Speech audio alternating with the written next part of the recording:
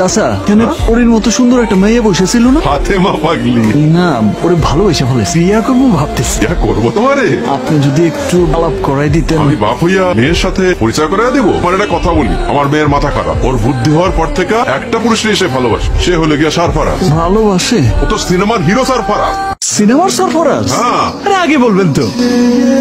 এই ফাতেমা, আমি সরফরাজ খান, সুপারস্টার, তোমাকে ভালোবাসি, বিয়ে করবে আমাকে? কাট কাট কাট ভাইজান, হচ্ছে না।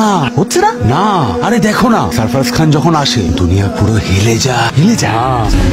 আমি সরফরাজ খান, তোমাকে ভালোবাসি, বিয়ে করতে চাই। এইভাবে বললে না পালিয়ে যাবে। ইমোশন আনো ভাইজান, ইমোশন আনো ভেতর থেকে। ফাতেমা, আমি সরফরাজ, তোমাকে ভালোবাসি, বিয়ে করবে আমাকে? দারুণ দারুণ দারুণ, সুপার। তাইলে বিয়েটা পাক্কা? ধরতেই পারেন, কিন্তু আমার কয়েকটা শর্ত আছে। কি শর্ত?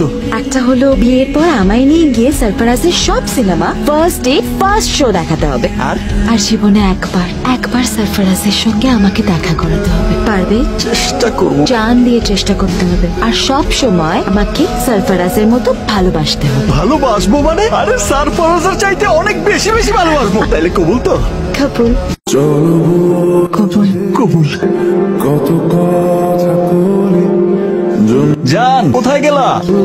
ইমা, এ কি পড়েছো? এই জামা পরে কেউ কাজে যায়? আমি তো প্রতিদিনই এই জামা পরে কাজে যাই। সরফরাজ এইভাবে কখনো যায় না। আর এটা কি চুল করেছো? সরফরাজকে দেখেও একটু শিখতে পারলে না? ঠিক আছে বাবা, আজ কাজ থেকে বাড়ি আসি, তারপর তোমার সাথে নিয়ে মার্কেটে গিয়া তোমার পছন্দ মতো কাপড় কিনে নিয়ে আসবো। সেলুনে গিয়া চুলও কাটায় আসবো, একদম সরফরাজের মতো। আসি তাহলে। আবার কি? এইভাবে কেউ বেরিয়েছে? তুমি না কিচ্ছু জানো। সরফরাজ কাজে যাওয়ার সময় বউকে এমন করে জড়িয়ে ধর, তারপর আস্তে আস্তে করে গালে চুমু খায়, তারপর ওরে এমনি করে তুইলা এমনি করে ঘুরতে থাকে।